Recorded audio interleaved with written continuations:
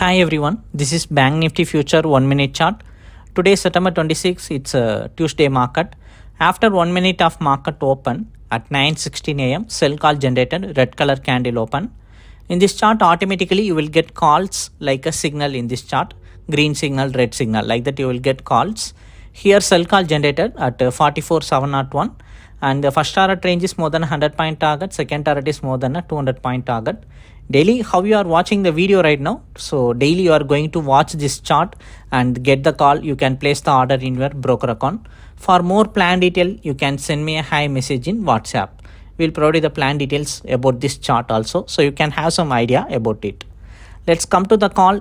The sell call came at 44,701. First target range is 44,589. After quite some time, after quite a volatile up and down momentum, it successfully break out the first target range. If you want to know about the plan detail means, you can send me a hi message in WhatsApp. We will provide you the plan details. If you want to subscribe for it, you can subscribe and enjoy these calls daily basis. Thank you.